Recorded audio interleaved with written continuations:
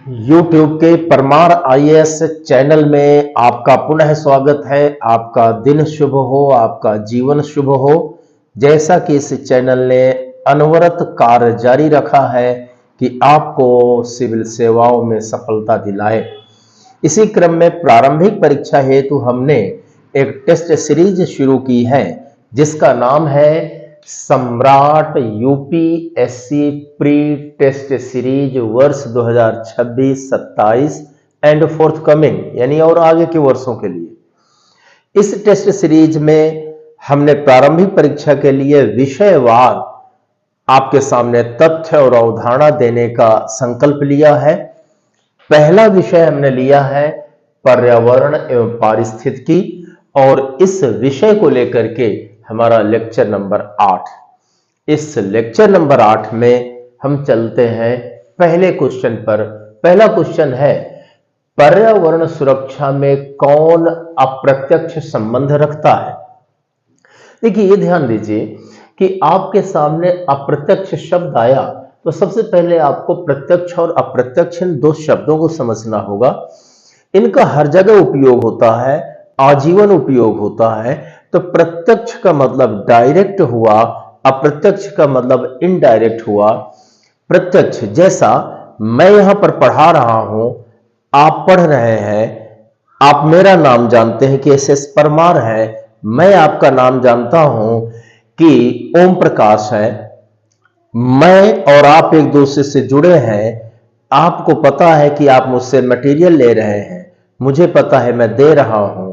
हम लोग आपस में संबंधी हुए, हमारा आपका संबंध है, और जो ये संबंध हुआ यह प्रत्यक्ष संबंध है। जब दो व्यक्ति ही आपस में, या दो पक्ष ही आपस में, या दो तत्व आपस में एक दूसरे को जानते हैं और आदान प्रदान करते हैं, उनके जानने, उनके आदान प्रदान में कोई तीसरा व्यक्ति ना हो, तो माना जाता है कि वो आमने सामने एक दूसरे से जुड़े हैं, आमने सामने एक दूसरे को जानते हैं।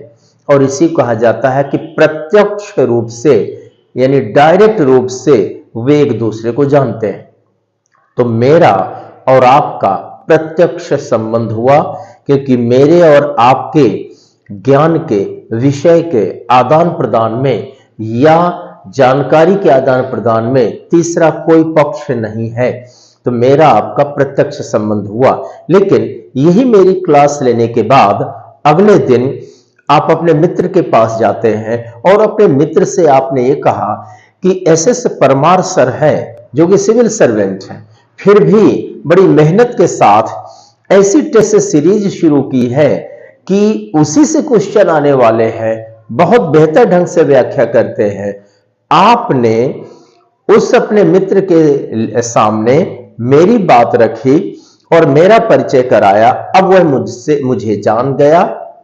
जब मुझे जान गया तो वास्तव में देखा जाए कि संबंध तो मेरा और आपके मित्र का हो गया, लेकिन मेरे और आपके मित्र के बीच में संबंध स्थापन करने में आपका योगदान है, आपने सहयोग किया है।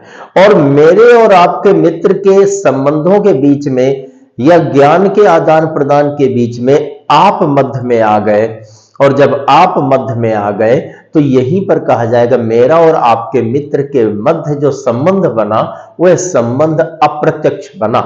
जब दो व्यक्ति या दो तत्व आमने सामने होकर के नहीं आदान प्रदान करते या आमने सामने एक दूसरे के नहीं आते, अपितु तो दोनों को जोड़ने के लिए एक तीसरा व्यक्ति या तत्व या पक्ष आ जाता है, तब कहा जाता है उन दोनों के मध्य अप्रत्यक्ष संबंध है। प्रत्यक्ष संबंध का मतलब है कि एक पक्ष या तत्व दूसरे पर पूर्णतया डायरेक्ट प्रभाव सीधे सीधे डाले, कोई तीसरा पक्ष नहीं है। अप्रत्यक्ष संबंध का मतलब है कि अगर एक ने अपना प्रभाव डाला तो प्रभाव सीधे सीधे दूसरे पर न जाकर के किसी के बीच वाले मध्यस्थ व्यक्ति के माध्यम से वहां पहुंचता है, वह अप्रत्यक्ष संबंध होता है। अब यहां पर मैं कहूं कि पर्यावरण सुरक्षा में कौन अप्रत्यक्ष संबंध रखता है? 4 ऑप्शन में आपको यह देखना है कि पर्यावरण सुरक्षित रहे पर्यावरण बचा रहे, पर्यावरण में प्रदूषण न हो, ऐसा काम करने में तीन विकल्प है जो प्रत्यक्ष रूप से पर्यावरण पर प्रभाव डालते हैं, यानी प्रत्यक्ष रूप से पर्यावरण से जुड़े हुए हैं। यानी तीन विकल्प ऐसे हैं जो फेस टू फेस या आमने सामने होकर के प्रत्यक्ष यानी पर्यावरण को प्रभावित करते हैं। लेकिन इन्हीं में एक ऐसा विकल्प है जो कि आमने सामने होकर प्रत्यक्ष रूप से पर्यावरण पर कोई प्रभाव न डालकर अपितु एक और किसी बीच चैनल के माध्यम से या दूर जाकर के प्रभाव डालता है, तो उसे हम अप्रत्यक्ष संबंध कहेंगे। अब आप ये देखें, गरीबी कम करना, तो वास्तव में मान लिया कि सरकार या समाज ने गरीबी कम कर दिया, तो गरीबी कम कर दिया, लेकिन इस विकल्प को जानने के पहले हमें ये जानना है कि पर्यावरण के साथ दो प्रकार का प्रभाव हो सकता है या संबंध हो सकता है। एक सकारात्मक हो सकता है, एक ये सकारात्मक संबंध हुआ, एक ये नकारात्मक संबंध हो जाएगा। नकारात्मक हमने लिया तो देखिए एक बात ध्यान दें, संबंध चाहे सकारात्मक हो नकारात्मक तो संबंध है। संबंध दो प्रकार के हो गए, सकारात्मक और नकारात्मक। प्रत्यक्ष संबंध भी दो प्रकार का होता है, सकारात्मक और नकारात्मक दो प्रकार का होता है। अप्रत्यक्ष संबंध भी सकारात्मक और नकारात्मक दो प्रकार का होता है। यहां पर कहा गया कि पर्यावरण सुरक्षा में कौन अप्रत्यक्ष संबंध रखता है। इन चार में कोई एक अप्रत्यक्ष रूप से जुड़ा है, तीन प्रत्यक्ष रूप से जुड़े हैं। लेकिन जो तीन प्रत्यक्ष रूप से जुड़े हैं पर्यावरण से, तो वे सकारात्मक प्रत्यक्ष संबंध से जुड़े हो सकते हैं और वे नकारात्मक प्रत्यक्ष संबंध से जुड़े हो सकते हैं। अगर कोई एक विकल्प पर्यावरण से सकारात्मक रूप से प्रत्यक्ष रूप से जुड़ा है तो हम कहेंगे वो सकारात्मक प्रत्यक्ष संबंध से जुड़ा हुआ है। अगर कोई विकल्प पर्यावरण से नकारात्मक रूप से जुड़ा है तो वह नकारात्मक प्रत्यक्ष संबंध है। चाहे वो सकारात्मक रूप से जुड़ा हो या नकारात्मक है तो प्रत्यक्ष संबंध है। इसी तरह अप्रत्यक्ष संबंध भी सकारात्मक नकारात्मक है। अप्रत्यक्ष संबंध सकारात्मक हो सकता है, नकारात्मक हो सकता है। यहां पर प्रश्न यह है कि पर्यावरण सुरक्षा में कौन अप्रत्यक्ष रूप से संबंधित है। इसका मतलब तीन प्रत्यक्ष रूप से होंगे। अब वो तीनों प्रत्यक्ष रूप से है तो वो सकारात्मक प्रत्यक्ष संबंध से हो सकते हैं, तीनों नकारात्मक प्रत्यक्ष संबंध से हो सकते हैं और तीनों सकारात्मक या नकारात्मक प्रत्यक्ष संबंध से हो सकते हैं। इसका मतलब तीन आपको जो प्रत्यक्ष संबंध वाले ढूंढना है तो वो पर्यावरण से सकारात्मक से जुड़े हो या नकारात्मक, दोनों रूपों से जुड़े हैं, यह आपको ढूंढना है। क्योंकि यहां पर आपको प्रत्यक्ष संबंध से तीन जुड़े हैं यह कंफर्म है, क्योंकि एक यहां पर कहता है कौन अप्रत्यक्ष संबंध रखता है। तो कौन अप्रत्यक्ष संबंध रखता है, इसका मतलब एक रखता है कोई, तो तीन प्रत्यक्ष रूप से जुड़े हैं। अब तीनों सकारात्मक से है कि नकारात्मक, चाहे वो सकारात्मक रूप से प्रत्यक्ष रूप से जुड़े हो या नकारात्मक, आपको मान लेना है कि वो सकारात्मक, वो प्रत्यक्ष संबंध रखते हैं। ऐसा आप मत सोचना कि जो पर्यावरण से सकारात्मक से जुड़ा है केवल आप उसको माने प्रत्यक्ष रूप से जुड़ा है, और जो पर्यावरण से प्रत्यक्ष रूप से किंतु नकारात्मक से जुड़ा है उससे आप माने ये नहीं है। तो ऐसे भूल नहीं करना। आपको ये ध्यान देना है कि प्रत्यक्ष संबंध चाहे वो सकारात्मक हो नकारात्मक, प्रत्यक्ष ही माना जाएगा। तो यहां पर हम देख लें कि इन तीन ऑप्शन में हो सकता है कोई ऐसा भी ऑप्शन हो जो पर्यावरण से प्रत्यक्ष सकारात्मक रूप से जुड़ा हो, और कोई ऐसा ऑप्शन हो जो पर्यावरण से प्रत्यक्ष नकारात्मक से जुड़ा हो, चाहे वो सकारात्मक नकारात्मक, दोनों स्थितियों में आपका वो प्रत्यक्ष संबंधी ही माना जाएगा। मैं यहां पर आपको यह पूरा प्रश्न समझाऊं और आगामी परीक्षाओं में कोई भी इनसे जुड़ा हुआ और प्रश्न आ जाए तो उसे आप गलत ना कर पाए, क्योंकि कॉन्सेप्चुअल क्वेश्चन आईएएस में लगभग 60% क्वेश्चन कॉन्सेप्चुअल आ जाते हैं, 40 के सराउंडिंग्स हम ले लेते हैं कि वो फैक्चुअल आते हैं। कॉन्सेप्चुअल क्वेश्चन तभी आप सॉल्व कर पाएंगे जब किसी भी कॉन्सेप्ट या संकल्पना के एक एक बिंदु को अच्छे से समझ ले, यानी तार तार कर ले। जैसा कि आपने प्रत्यक्ष संबंध को अभी समझा, अप्रत्यक्ष को समझा, कई उदाहरणों से मैंने समझा है। जब इस रूप में आप कॉन्सेप्ट समझते हैं तभी विषय का वास्तविक ज्ञान हो पाता है। अब इसको मैं समझाऊं फिर उत्तर बताऊं, और यह समझाने के बाद आपको उत्तर खुद मिल जाए तो बड़ी अच्छी बात होगी। तो समझाने के लिए मैं आपको पहले ए ऑप्शन को अभी नहीं समझा रहा हूं, इसे भी मैं छोड़ रहा हूं। बी को पहले बताऊं, फिर सी डी, बाद में ए को। तो बी में आया है धारणीय विकास का प्रयोग। अच्छा, अब आपको देखना है कि धारणीय विकास का प्रयोग यदि हम करते हैं तो क्या धारणीय विकास के प्रयोग वाला काम पर्यावरण से प्रत्यक्ष रूप से जुड़ा है? अगर ये प्रत्यक्ष रूप से जुड़ा है तभी ये आपका उत्तर नहीं होगा, क्योंकि अप्रत्यक्ष संबंधी को ढूंढना है। तो ये ध्यान दीजिए कि धारणीय विकास क्या है। पिछले लेक्चर में मैंने धारणीय विकास समझाया है। यहां समझने के लिए चंद शब्दों में बता दूं कि आज अगर हम अपना विकास करते हैं, सड़क का निर्माण है, इमारत का निर्माण करते हैं, तो हम विकास करते समय निश्चित बात है प्राकृतिक संसाधनों को उपयोग में लाते हैं। कोयला है, लकड़ी है, बालू है, मोरम है, गिट्टी है, इनका प्रयोग करते हैं और ये सब प्राकृतिक संसाधन है। तो माना जाए कि आज जो हमें विकास करना है तो प्राकृतिक संसाधनों को उपयोग में लाना है। अब ये जो प्राकृतिक संसाधन है, तो हमारी प्रकृति ने, पृथ्वी ने क्या कहा है कि मैंने ये संसाधन दिया है केवल वर्तमान के लिए नहीं है, 100, 200, 500, 1000 साल भविष्य में जो पीढ़ियां आएंगी, मानव आएंगे, उनके लिए भी है। यानी पृथ्वी निर्देश देती है कि उसकी प्राकृतिक संसाधनों का उपयोग मानव करे, लेकिन ऐसा करे कि आज भी विकास हो जाए और कल के लिए भी संसाधन बचे रहे। अगर हम यही कोयला है, यही गिट्टी है, यही सीमेंट है, यही अन्य चीजें हैं, अगर हमने इन्हें सब प्राकृतिक संसाधनों को, मोरम है, इन प्राकृतिक संसाधनों को अगर हमने आज विकास में उपयोग किया और इस तरह से किया सीमित मात्रा में कि कल भी बचे रहे, यानी आज विकास हो जाए कल, क्योंकि अगर आज हम इनका सब विकास कर लेंगे, पूरा उपयोग कोयला का कर ले, तो कल फिर क्या है, विनाश होगा। ऐसी स्थिति में प्रकृति के निर्देश के अनुसार चले कि हम इसका उपयोग इन संसाधनों का थोड़ी बहुत भी करें और भविष्य के लिए बचाए रखें। यह जो हमारा विचार है, इसी विचार को और इसी विचार के साथ हम विकास करते हैं, इसे कहते हैं धारणीय विकास, यानी सस्टेनेबल डेवलपमेंट। इसी को सतत विकास कहते हैं, इसी को हम निरंतर विकास भी कहते हैं, सस्टेन डेवलपमेंट आ जाता है। तो सस्टेनेबल डेवलपमेंट, धारणीय विकास का मतलब है प्राकृतिक संसाधनों का उपयोग वर्तमान में विकास में किया जाए और भविष्य की पीढ़ियों के लिए भी बचा के रखा जाए।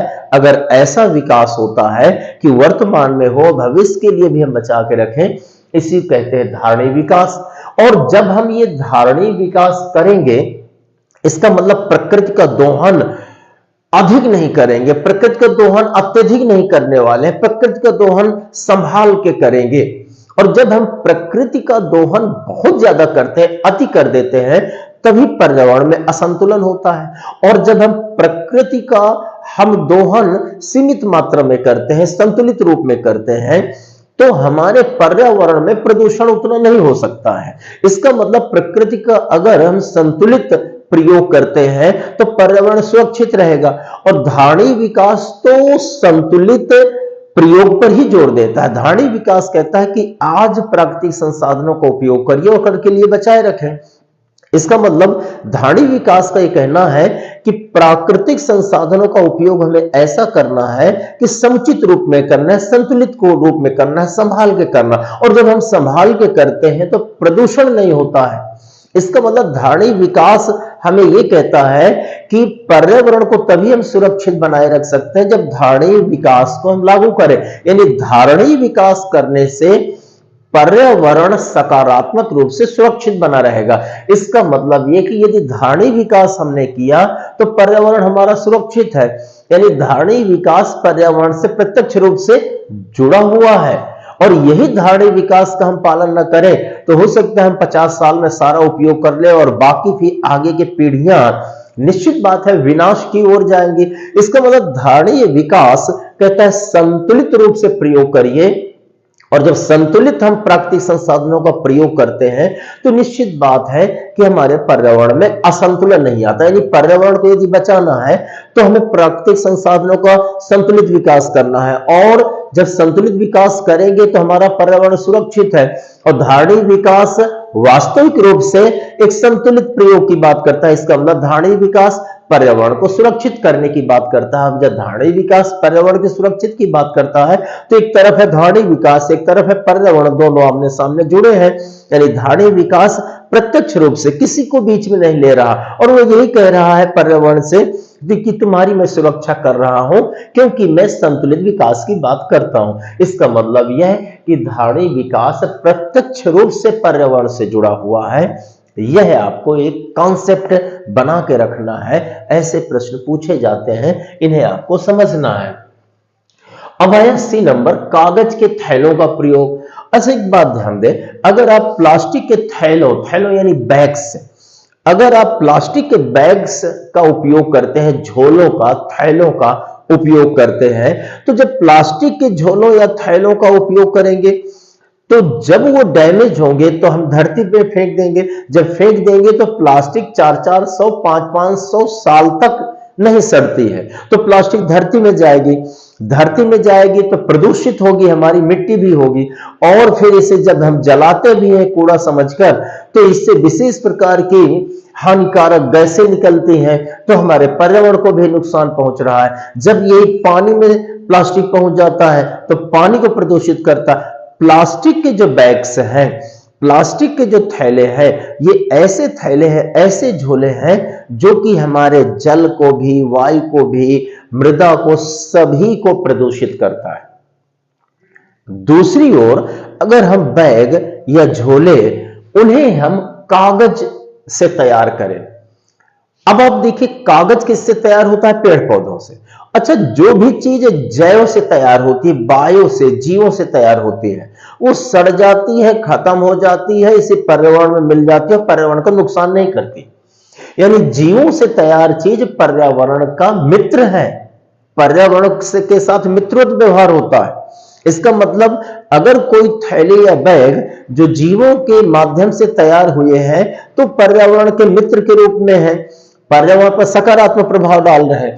तो अगर हम कागज के बैग बनाए, कागज पेड़ों से बनते हैं, पत्तों से बनते हैं, तो अगर हम कागज से झोले बनाते हैं, थैले बनाते हैं, तो जब ये थैले हमने बनाया, थैला फट गया, हमने फेंक दिया, वो कुछ दिन में ही वहीं पृथ्वी के अंदर दब गया, कूड़ादान में दब गया और धीरे धीरे सड़ गया और एक प्रकार का वह उर्वरक बन गया, खाद बन गया, फर्टिलाइजर बन गया जो हमारे खेतों के लिए काम आएगा।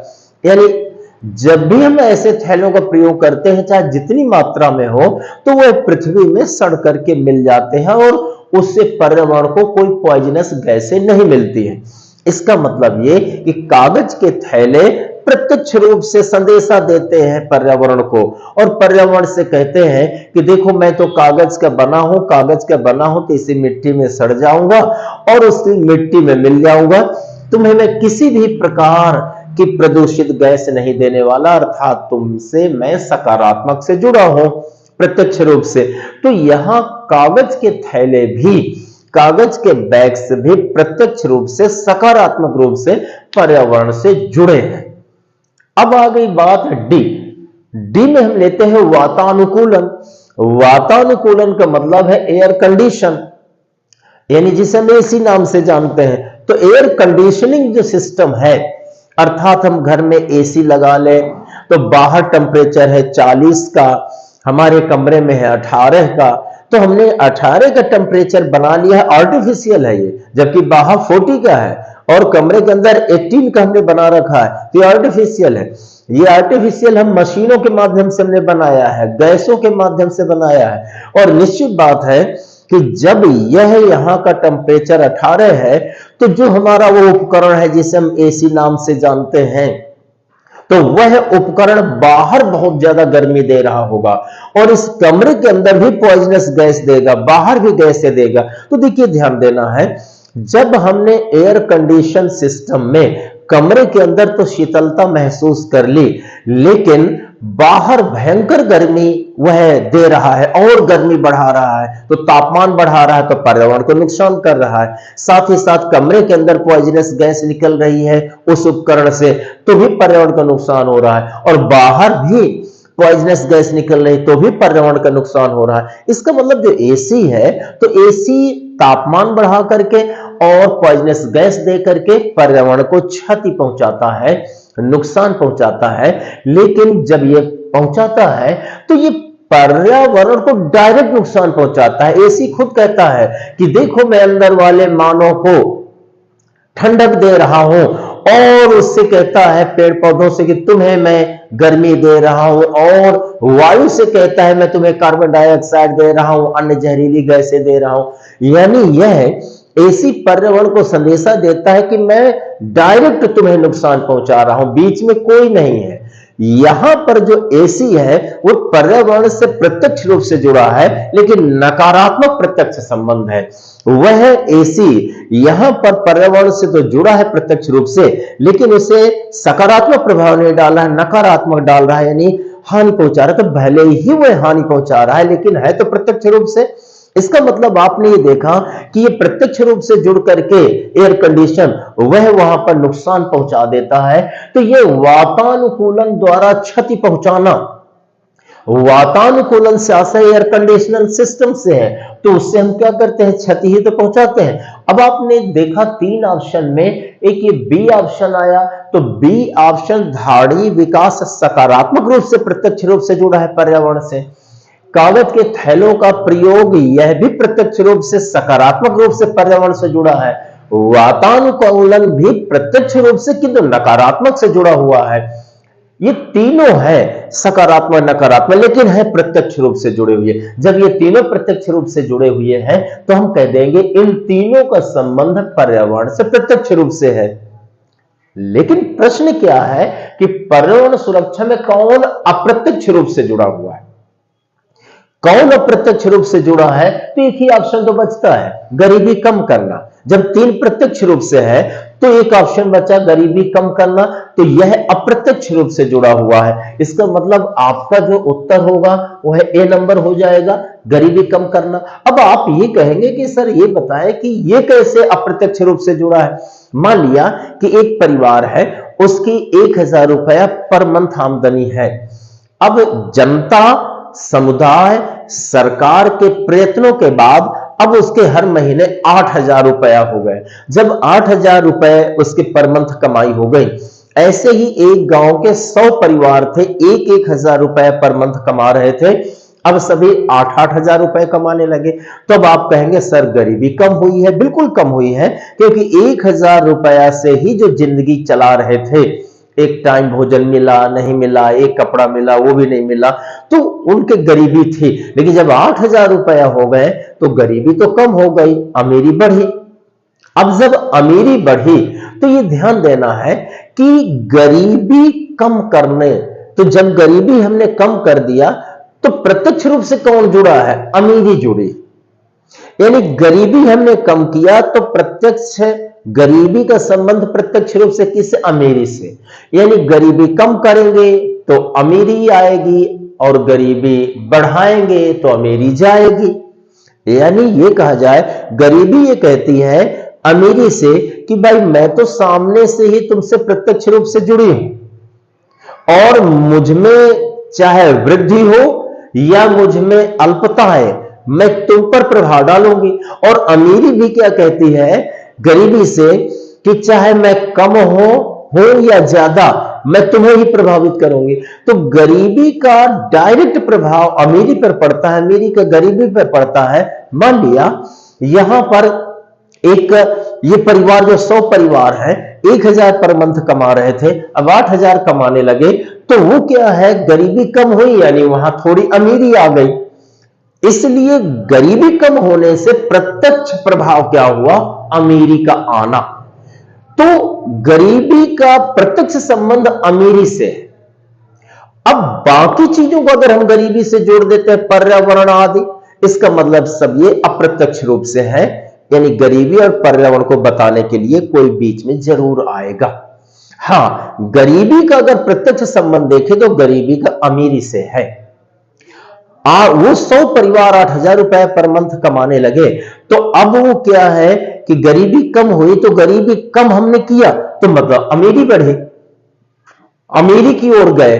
इसका मतलब गरीबी कम करने से प्रत्यक्ष क्या होता है, रिजल्ट अमीरी की ओर जाते हैं। इसका मतलब गरीबी का प्रत्यक्ष संबंध अमीरी से है, यह आया। अब आप ये कहें कि जब गरीबी और अमीरी का प्रत्यक्ष संबंध है, तो बाकी मैं ये कह रहा हूं अन्यों से संबंध है अप्रत्यक्ष है। जब अन्यों से अप्रत्यक्ष है तो पर्यावरण का, गरीबी से पर्यावरण का संबंध भी अप्रत्यक्ष है, यानी गरीबी और पर्यावरण के बीच में कुछ आएगा, तीसरा तत्व, तीसरा पक्ष, तब संबंध हो रहा है गरीबी और पर्यावरण का। जैसे अब अमीरी बढ़ गई 100 परिवारों की, जब 100 परिवारों की अमीरी बढ़ गई तो ईएमआई में ही सही, लेकिन उन 100 परिवारों ने एसी खरीद लिया। अभी तक वे 100 परिवार सिर्फ बाहर पेड़ के नीचे बैठते थे, क्योंकि 1,000 रुपया पर मंथ कमाई थे, और साथ ही साथ हैंड फैन का प्रयोग करते थे।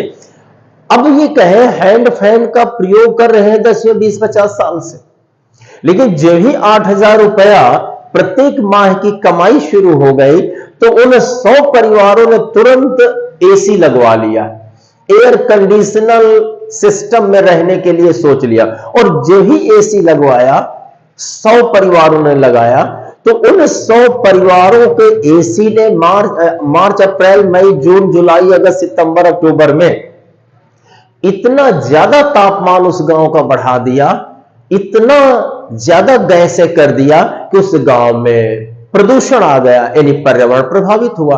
तो पर्यावरण कब प्रभावित हुआ? जब 100 लोगों ने एसी लगवा लिया, तब प्रभावित हुए, तब पर्यावरण प्रभावित हुआ। तो यहां पर गरीबी कम करने और पर्यावरण के बीच में कौन आ गया? एसी आ गए, एसी सिस्टम आया। और जब एसी जैसे उपकरण आ गए, इसका मतलब है गरीबी कम करना यानी अमीरी की ओर बढ़ना, और साथ ही साथ यह है कि पर्यावरण, इन दोनों के मध्य बीच में कौन काम करने लगा? वह एसी करने लगा। इसका मतलब है गरीबी कम करने यानी अमीरी की ओर बढ़ने और पर्यावरण, इन दोनों के बीच में एसी आ गया। और जब यह आ गया, यही कनेक्टिंग का काम करता है। और जब दो के बीच में एक तीसरा यानी एसी आ गया, तो हम ये कहेंगे गरीबी कम करने और साथ ही साथ पर्यावरण, इन दोनों के बीच अप्रत्यक्ष संबंध है, क्योंकि ये दोनों एक दूसरे से न जुड़ करके वह एसी के माध्यम से जुड़े हैं, यानी मध्य में कोई एक और है उनके संबंध को बताने में, समझाने में। इसका मतलब गरीबी अगर हम कम करते हैं तो गरीबी कम करने से कोई प्रत्यक्ष रूप से पर्यावरण पर प्रभाव नहीं होता, लेकिन जब गरीबी कम होती है, व्यक्ति अमीरी की ओर जाता है, तब वह एसी आदि चीजों का प्रयोग करता है, मोटरसाइकिल खरीदेगा, कार खरीदेगा। अब कार ले लिया उन्होंने, तो धीरे धीरे क्या है, कार से ध्वनि प्रदूषण होगा, कार से वायु प्रदूषण भी होगा। तो अब देखिए, अमीरी यानी गरीबी कम हुई, गरीबी जो ही कम हुई तो वहां एसी आ गया, मोटरसाइकिल आ गई, कार आ गए, और जब ये आ गए तो पर्यावरण का प्रदूषण शुरू हो गया। अगर गरीबी फिर उतनी हम ला दें तो ये चीजें खत्म हो जाएंगी। इसका मतलब है कि गरीबी कम करने से ये संसाधन आते हैं तो पर्यावरण को नुकसान पहुंचता है। इसका मतलब गरीबी कम करने यानी अमीरी की ओर ले जाने और पर्यावरण के मध्य में कार, मोटरसाइकिल, एसी आ जाते हैं, ये मध्य में जोड़ने वाले हैं। अर्थात गरीबी कम करना और पर्यावरण के मध्य अप्रत्यक्ष संबंध है, क्योंकि गरीबी कम करना कर दें तो डायरेक्ट कोई प्रभाव नहीं पड़ रहा पर्यावरण पे, लेकिन जब हम गरीबी कम कर देते हैं, अमीरी बढ़ गई, तो तुरंत कार, तुरंत मोटरसाइकिल, तुरंत एसी, फिर इससे नुकसान पहुंचता है पर्यावरण को। अतः गरीबी कम करने और पर्यावरण के मध्य अप्रत्यक्ष संबंध है। वास्तव में अगर इस दृष्टिकोण से हम पढ़ते हैं तो वह यह गरीबी कम करना, यह पर्यावरण सुरक्षा के साथ अप्रत्यक्ष रूप से जुड़ा हुआ है।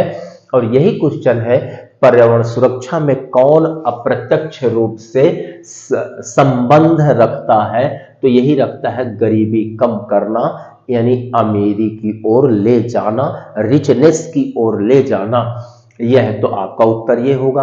अब देखिए, हो सकता था कि मैं 2 मिनट में या 1 मिनट में आपका यह ए उत्तर बता करके और आगे बढ़ जाता और अभी तक सारे क्वेश्चन में सॉल्व कर लेता, लेकिन उससे सिर्फ आपको शब्द आपके सामने आते, विषय की समझ न बढ़ती और भविष्य में जटिल प्रश्न बने या इससे संदर्भित प्रश्न बने तो उन्हें भी ना सॉल्व कर पाते। लेकिन यदि मैंने विश्लेषण करके और उनके अंतर्निहित बिंदुओं को तुलनात्मक रूप से समझाया, तो अब आपको क्या होगा, विषय की भी समझ हो गई, सही उत्तर का ज्ञान हो गया और इनसे जुड़े और भी अगर प्रश्न पूछे जाएंगे तो उनका बिल्कुल सटीक उत्तर आप दे लेंगे। इसी को कहते हैं कि अध्ययन ज्ञान के लिए करिए और ज्ञान के लिए तब है जब अभ्यास हो और उसके अंतरतम बिंदु को समझने का प्रयास करिए। इसी रूप में आपको पढ़ना चाहिए। अब हम लेते हैं दूसरा प्रश्न। दूसरा प्रश्न है, कौन पर्यावरण अपकर्ष यानी एनवायरमेंटल डिग्रेडेशन में शामिल नहीं है? यानी ये देखिए, 2 शब्द आए हैं यहां पर। ये तो कॉन्सेप्ट है, एक संकल्पना है, और कॉन्सेप्ट ये है कि पर्यावरण अपकर्ष। पर्यावरण यानी एनवायरमेंटल, अपकर्ष का मतलब है डिग्रेडेशन, ग्रेड। तो ग्रेड का और डी ग्रेड, जब ग्रेड के साथ डी लग गया इसका मतलब नीचे की ओर जाना, तो डिग्रेडेशन का मतलब है नीचे की ओर जाना। मान लीजिए एक परिवार है जो 50,000 रुपया पर मंथ उसका आय का स्रोत है और धीरे धीरे वो 5,000 रुपया हो गया, तो उसके जो आय के स्रोत है तो धीरे धीरे नीचे की ओर गया है, तो डिग्रेड हुआ है, अपग्रेड नहीं हुआ। लेकिन अगर 50,000 से 5 लाख रुपया पर मंथ उसके आय का स्रोत हो गया तो अपग्रेड हुआ है। तो देखिए, जो एक सही सिचुएशन है वो एक ग्रेड है उसकी समाज में 50,000 की। अब अपग्रेड होगा या डिग्रेड होगा? अपग्रेड है तो 50,000 की जगह 5 लाख पर मंथ अगर उसके आय का स्रोत हुआ तो अपग्रेड हुआ, और 50,000 पर मंथ की जगह उसको 5,000 रुपया पर मंथ अब आय का स्रोत बचा है तो डिग्रेड हुआ। डिग्रेड का मतलब है उपस्थित तत्वों, उपस्थित स्थिति या सिचुएशन में कमी आना। तो यहां पर आया एनवायरमेंटल डिग्रेडेशन। एनवायरमेंटल का मतलब एनवायरमेंट यानी पर्यावरण, डिग्रेडेशन का मतलब कमी आना। पर्यावरण में कमी आना यानी पर्यावरण को नुकसान पहुंचना, वही है एनवायरमेंटल डिग्रेडेशन। तो एनवायरमेंटल डिग्रेडेशन का मतलब ही हो गया कि पर्यावरण को नुकसान पहुंचना। इसका मतलब है जो अवधारणा आई हुई है पर्यावरण अपकर्ष, तो पर्यावरण अपकर्ष का मतलब ही हुआ पर्यावरण को क्षति पहुंचना, पर्यावरण को नुकसान पहुंचना। अब प्रश्न क्या है कि कौन, देखिए ध्यान दें, अगर आप आईएएस परीक्षा में या राज्य की प्रांतीय सिविल सेवाओं परीक्षा में और आप ऑफिसर बनना चाहते हैं, ब्यूरोक्रेट्स बनना चाहते हैं और विश्व के सबसे बड़े लोकतंत्र में ब्यूरोक्रेट के रूप में एक कंट्रीब्यूट करना चाहते हैं, लोकतंत्र को आगे बढ़ाना चाहते हैं, तो निश्चित बात है आपको शब्दों का ज्ञान होना चाहिए, अवधारणाओं का ज्ञान होना चाहिए। एक एक चीज को कंफर्म करते हुए चले। जब आप शाब्दिक रूप से शब्दावलियों का ज्ञान करते हुए आगे बढ़ेंगे तभी ही आप सफल हो पाएंगे। अब आपको लगा कि पर्यावरण अपकर्ष आया, अपकर्ष शब्द थोड़ा कठिन है, क्या है, छोड़ते हैं, इसे बाद में पढ़ेंगे। बाद तो कभी नहीं आएगा, न कभी आप पढ़ पाएंगे। और जो आपको थोड़ा सा कठिन लगा, छोड़ते हैं, बाद में पढ़ते हैं, आगे बढ़े। इसका मतलब यहीं से तो क्वेश्चन पूछा जाएगा। आप फिर 10 पेज पढ़ डालें, ऐसी कठिनता नहीं आई, तो 10 पेज पढ़ने की एनर्जी आपने सिर्फ बर्बाद की है इसे छोड़कर, क्योंकि वह 10 पेज में केवल यही पूछेगा जो थोड़ा सा कठिन है। जब वही पूछेगा, अरे तो बेहतर था 10 पेज में एनर्जी ना लॉस करते, आप इसे 10 मिनट में समझ लेते। इसलिए मेरी बात ध्यान रखिएगा, जो कठिन लगता है तो मतलब वो पूछा जाएगा, तो आगे के 10 पेज पढ़ने की अपेक्षा उस कठिन वाले को समझ लीजिए और जान लीजिए, क्योंकि 10 पेज उससे तो पूछा ही नहीं जाएगा। तो बेकार है। इसका मतलब है जो आपको कठिन लगता है उसे समझिए, जानिए और वही पूछा जाएगा, और उसे बार बार मनन करिए और उसे स्मृति में ला ले कि एग्जामिनेशन हॉल में बैठे तो एकदम सोचे तो आपको रिकॉल हो जाए कि what is the environmental degradation. हमने भी जब परीक्षा दी इसी विधा से पढ़ते थे, लेकिन सेल्फ स्टडी जैसा कि आप देख रहे होंगे, मैंने भी पहले प्रश्न को कितने उदाहरण दे करके व्यापक रूप से समझाया, दूसरे को भी किस रूप में समझाया। तो एक बात ये आती है कि आज मैं आपको समझा पा रहा हूं, 26-27 साल का अनुभव है और सिविल सर्विसेज की परीक्षा पास करके सिविल सर्वेंट बने, ये इसका मतलब है ये समझा कब पा रहे हैं कि हमने बड़े विस्तार से समझने का प्रयास किया होगा, जाना होगा, देखा होगा, समझा होगा, और जब तक अच्छे से नहीं हम समझ पाते तब तक हम समझाते भी नहीं, इसलिए इसे समझिए। तो यहां पर कौन पर्यावरण अपकर्ष में शामिल नहीं है, मतलब आप देखें कि कौन पर्यावरण अपकर्ष में शामिल नहीं है। पर्यावरण अपकर्ष का मतलब है पर्यावरण को क्षति पहुंचाना, नुकसान पहुंचाना। इसका मतलब कौन शामिल नहीं है, यानी कौन पर्यावरण का नुकसान नहीं करता है। अब एक बात है कि पर्यावरण अपकर्ष में कौन शामिल है, इसका मतलब हम कह देंगे जो पर्यावरण को क्षति पहुंचाते हैं, पर्यावरण को नुकसान पहुंचाते हैं, वो पर्यावरण अपकर्ष में शामिल है। क्योंकि पर्यावरण अपकर्ष का मतलब है पर्यावरण का नुकसान पहुंचाना, पर्यावरण को डिग्रेड करना। तो जब पर्यावरण अपकर्ष का मतलब ही नुकसान पहुंचाना, तो पर्यावरण अपकर्ष में कौन शामिल है, तो वही शामिल होंगे जो पर्यावरण को नुकसान पहुंचाते हैं। अब पर्यावरण अपकर्ष में कौन शामिल नहीं है, तो जो नुकसान नहीं पहुंचाता वही नहीं शामिल है। प्रश्न क्या है कि कौन पर्यावरण अपकर्ष में शामिल नहीं है, तो आपको ही ढूंढना है कि पर्यावरण को कौन नुकसान नहीं पहुंचाता, वही शामिल नहीं है, वही आपका उत्तर होगा। एक बात ध्यान देना है, सिविल सर्विसेज चाहे प्रारंभिक, मुख्य या फिर साक्षात्कार परीक्षा हो, इन सब में पहले प्रश्न को समझिए फिर उत्तर की ओर चलिए। प्रारंभिक परीक्षा में प्रश्न को समझना बहुत जरूरी है। हड़बड़ी आपने की तो गड़बड़ी है, हड़बड़ी करिए लेकिन इतना अभ्यास कर डाले कि फिर उसे कहेंगे शीघ्रता से आप कर रहे हैं। हड़बड़ी का मतलब ही है कि सही न चल करके कुछ गड़बड़ी कर रहे हैं, वो हड़बड़ी कहलाती। आपको हड़बड़ी में गड़बड़ी होगी, आप फास्ट चलिए लेकिन उसके लिए घर में अभ्यास करें। तो प्रारंभिक परीक्षा में प्रश्न को बढ़िया समझिए, और जब प्रश्न समझ में आया तो उत्तर बड़ा आसानी से मिल जाता है और आपके सामने। और यही मुख्य परीक्षा में भी है। मुख्य परीक्षा में बच्चे 1 मिनट 1.5 मिनट में जल्दी से प्रश्न समझा, ये है, और तुरंत लिखना शुरू कर दिया। आप समझ लीजिए वह रैंकर छोड़िए, टॉपर छोड़े, उसका सिलेक्शन ही नहीं होगा। मुख्य परीक्षा में आप पहले प्रश्न 1 नहीं 2 नहीं, मान लिया 15 मिनट का है, अगर आपको 2 मिनट भी लगते हैं तो 2-2.5 मिनट तो आप पहले प्रश्न को समझें कि प्रश्न कितने भाग में बटा हुआ है, किस भाग में क्या पूछा जा रहा है। अगर इतना आपने समझा, फिर एक दिमाग में तस्वीर बनाए कि अगर ये 3 भाग में बटा तो पहले भाग में मुझे ये पॉइंट लिखना है, 4-6 पॉइंट दिमाग में लाइए, यानी एक आउटलाइन लाइए। दूसरा पार्ट है तो उस दूसरे पार्ट में मुझे क्या लिखना है, एक आउटलाइन बनाइए। तीसरा पार्ट है उसमें आउटलाइन बनाए।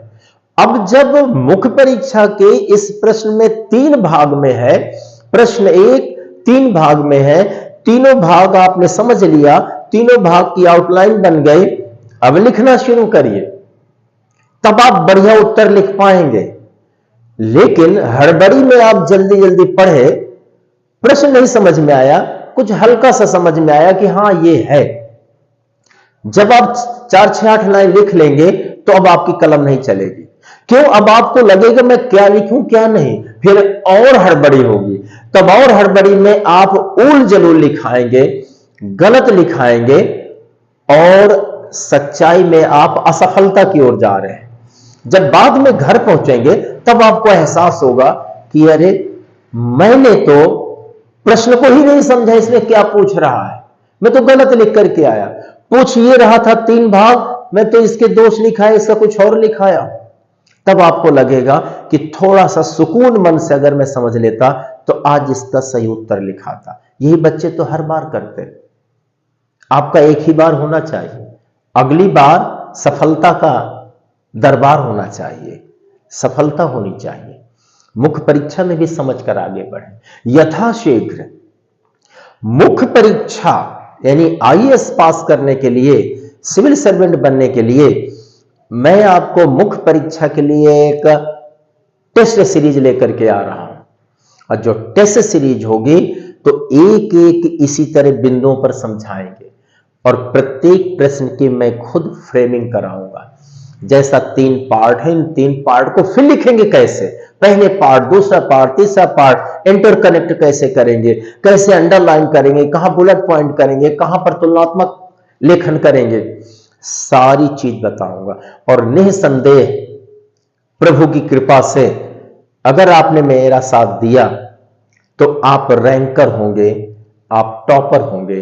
क्योंकि जो हमारी मुख्य परीक्षा की टेस्ट सीरीज आ रही है वो ऐसी टेस्ट सीरीज आ रही है कि बच्चे को ट्रेन आ गई हो और तब आप दे दीजिए किस प्रश्न की आउटलाइन बताओ, तो प्लेटफॉर्म में चलते चलते ट्रेन से चढ़ने के पहले आउटलाइन बता देगा।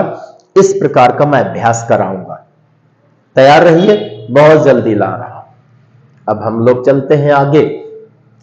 कौन पर्यावरण अपकर्ष यानी एनवायरमेंटल डिग्रेडेशन में शामिल नहीं है?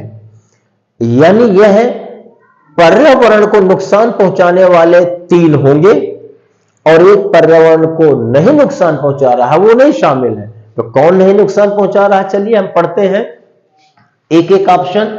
ए नंबर आया, पर्यावरण की क्षति एवं प्राकृतिक आवास का विनाश।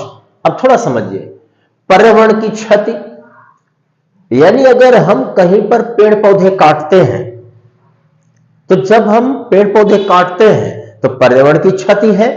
और जब हम पेड़ पौधे खूब काट डालें, यानी एक नया सिटी बसाने के लिए या एक 4 लेन निकालने के लिए हमने खूब, या फिर रोटी बनाने के लिए जलाऊ लकड़ी के लिए हमने खूब पेड़ पौधे काट दिया, तो जब पेड़ पौधे हमने काट दिया तो हमारे पर्यावरण में ऑक्सीजन की कमी हुई, हमारे पर्यावरण में कार्बन डाइऑक्साइड बढ़ गई, यानी पर्यावरण में प्रदूषण आया। तो पेड़ों के काटने से क्षति पहुंचती है, पेड़ों को, पर्यावरण को क्षति पहुंचती है और इससे प्रदूषण बढ़ता है।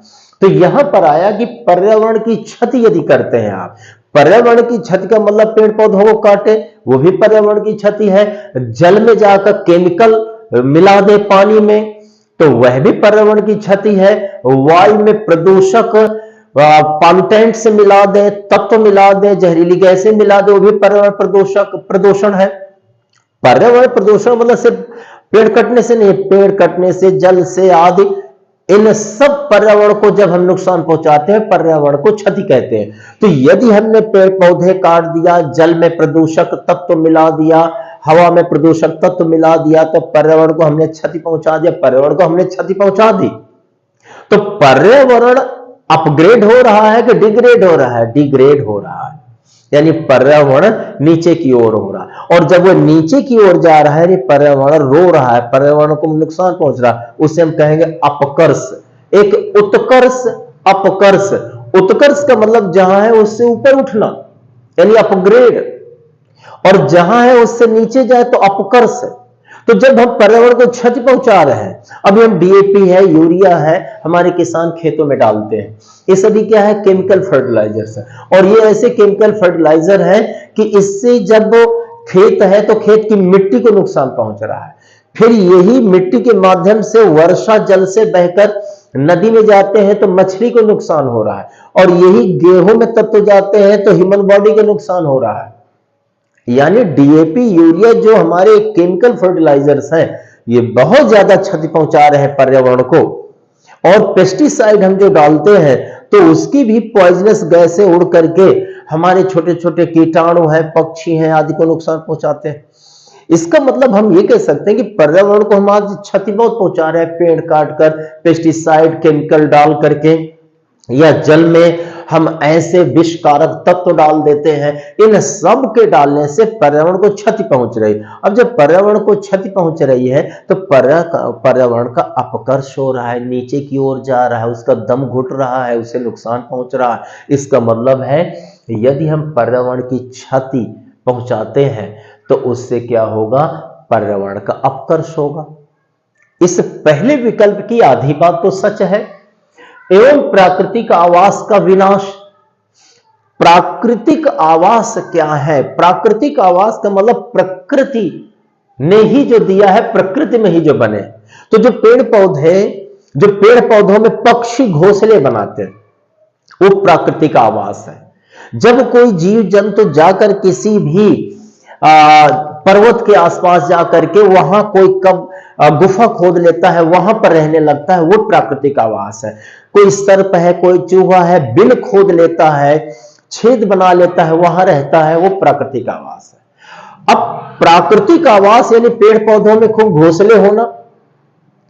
अगर प्राकृतिक जितने आवास होंगे तो समझिए पर्यावरण को नुकसान नहीं होने वाला, फायदा होने वाला है। सपोज दैट प्राकृतिक आवास हम नष्ट करें तो मान लिया एक क्षेत्र के हजारों लाखों पेड़ों को हमने काट दिया। तो जब हमने काट दिया तो क्या हुआ, प्राकृतिक आवासों को नष्ट कर दिया। यानी जो चिड़िया पक्षी घोंसला बनाए थे उन घोंसलों को हमने नष्ट कर दिया। तो ये प्राकृतिक आवास को नष्ट करना कहलाएगा। प्राकृतिक आवास का विनाश का मतलब ही है पेड़ पौधों को हटाना, वहां के पर्वतों को हटाना।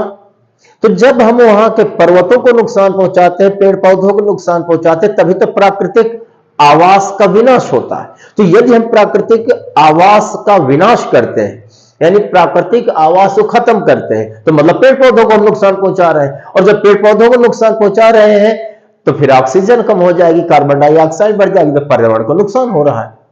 इसका मतलब यदि हम प्राकृतिक आवास को खत्म कर रहे हैं तो पेड़ पौधे खत्म कर रहे हैं, पेड़ पौधे खत्म कर रहे हैं तो पर्यावरण में प्रदूषण बढ़ रहा है, यानी पर्यावरण को नुकसान हो रहा है। इसका मतलब है कि प्राकृतिक आवास का यदि हम विनाश करते हैं तो पेड़ पौधे नष्ट होते हैं और परिणाम यह होता है कि हमारे पर्यावरण को नुकसान पहुंचता है। इसका मतलब यह है कि प्राकृतिक आवास का विनाश भी वह पर्यावरण अपकर्ष की श्रेणी में है।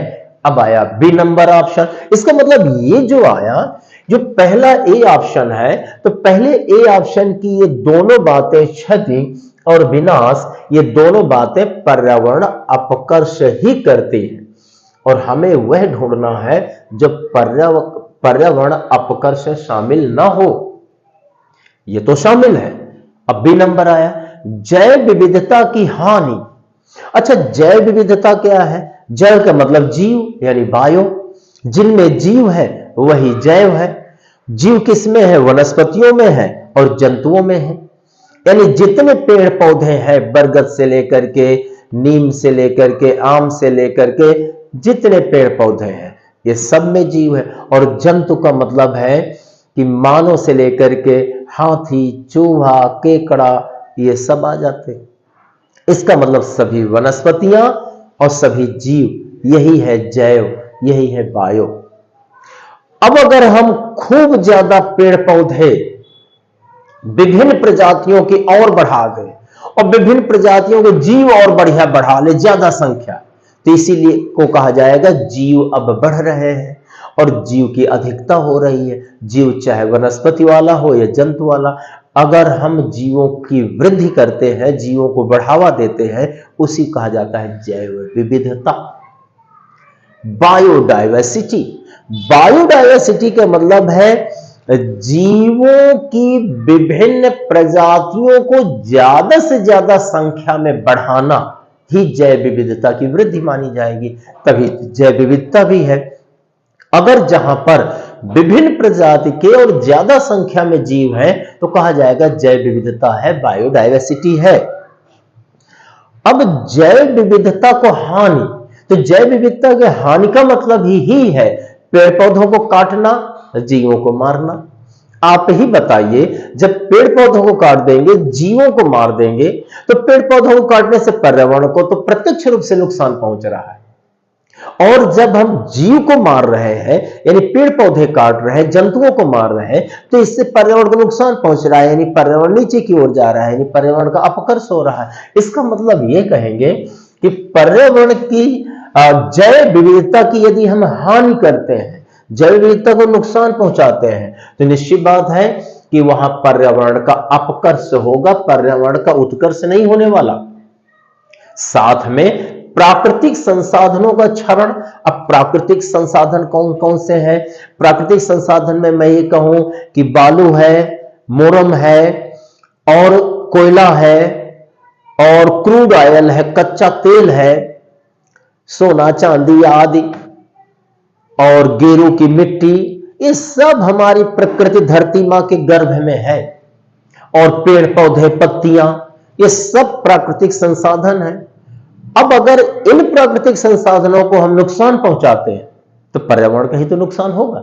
इसका मतलब हम ये कह सकते हैं कि प्राकृतिक संसाधनों के यदि क्षरण करते हैं, क्षरण का मतलब नुकसान करना, यानी पेड़ पौधों को काटते हैं तो प्राकृतिक संसाधन का क्षरण है। यदि कोयला हम ज्यादा से ज्यादा निकाल रहे हैं, प्राकृतिक संसाधन का क्षरण है।